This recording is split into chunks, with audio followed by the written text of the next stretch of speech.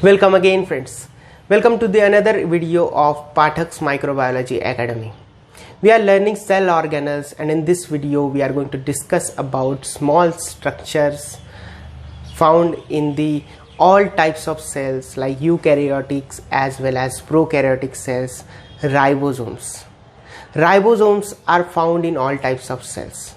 Although they are different from each other like prokaryotic and eukaryotic ribosomes in density and their size as well, but they are quite similar to each other in their components. Okay, so ribosomes are small granular structures, small ball-like structure found in all types of cells. In case of eukaryotes, they are also present in some cell organelles like mitochondria and chloroplast as well, and also they are found on the surface of the endoplasmic reticulum, and that's why the endoplasmic reticulum, which is having the ribosomes on their surface, is known as rough endoplasmic reticulum. So that is what we have studied in the video of endoplasmic reticulum, but in this video we are going to discuss particularly about the ribosomes, right? So let me write ribosomes. So as the name suggests guys, ribosomes having the components like rRNA plus some proteins. So if you see any type of ribosome, it will made up of these two things like rRNA and protein. rRNA means ribosomal RNA, and proteins are also known as ribosomal proteins, which are found in ribosomes, right? So ribosomes will be made up of these two things. We know that non-genetic RNA are mainly of three types: rRNA, mRNA and tRNA. There are also genetic RNA, which acts as a genetic material in some viruses and some other organisms, but non-genetic RNA are mainly of three types: rRNA, mRNA and tRNA. So these rRNA and some proteins come together to form ribosomes.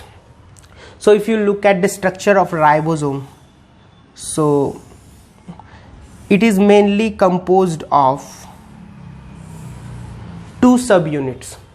One subunit is slightly larger than the other will be slightly smaller subunit, but they are mainly made up of two subunits in both the cases like eukaryotic and prokaryotic cells. But the difference is that prokaryotic ribosomes are made up of are of 70S type of ribosomes, and eukaryotic ribosomes, let me write it here, in case of prokaryotic cell they are of 70S type. In case of eukaryotic cells they are of 80S type. So what is S, or what is 70S and what is 80S? So S stand for Swedberg unit. Swedberg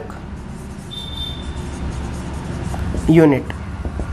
Swedberg unit. It is the sedimentation rate, or you can say sedimentation coefficient of any particle. If you centrifuge any particle in centrifugation and it is going to settle in some time, so what time it is taking to settle, according to that these units are known, and these units can be suppose as any particles is settling very faster, so it can have density slightly bigger. So in this way the Swedberg unit is calculated with the help of centrifugation, and S stand for that Swedberg unit. And 70S type of ribosomes contains these two subunits. In case of prokaryotes, the larger subunit will be of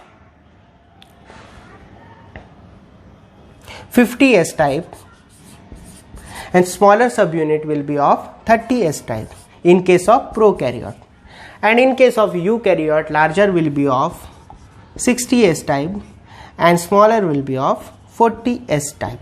So if you look at the, question may arise in your mind that the sum of the total of these large and small subunit is not getting right, like 50 and 30 comes, the total of 50 and 30 comes 80s, but it is 70s of ribosomes are having.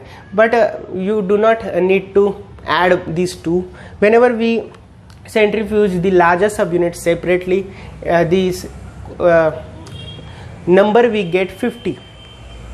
Whenever we centrifuge smaller subunit, the number or the coefficient we get 30s. And whenever we centrifuge both the particles together, the sedimentation coefficient we get 70s. But you don't need to add these two values, right? So that's why you can say that 50s subunit and 30s subunit of ribosomes are there in case of prokaryotes. And in case of eukaryotes, the largest subunit will be of 60s type and the smaller subunit will be of 40s type. So what these ribosomes are doing? We know that ribosomes are made up of rRNA and proteins. So ribosomes are doing the protein synthesis in this cell. Protein synthesis. So ribosomes are known as the factories or the sites for the protein synthesis. We know that protein synthesis is a very important process in our cell, and protein synthesis is done with the help of some rRNA, tRNA and mRNA. So mRNA will be run in this way, and some tRNA will bring some amino acids and join it together, and these ribosomes will give the site for this whole activity, and all amino acid will get joined to form a polypeptide. That polypeptide will be folded and modified to form a particular type of protein. So that protein synthesis, all activities and all reactions are going in these ribosomes. So ribosomes are the main site for the protein synthesis. So that was all about the ribosomes and their structure and their function. So structure made up of two subunits, larger subunit and smaller subunit. In case of eukaryote, they are of 80s type, and in case of prokaryotes, they are of 70s type. S for Swedberg unit.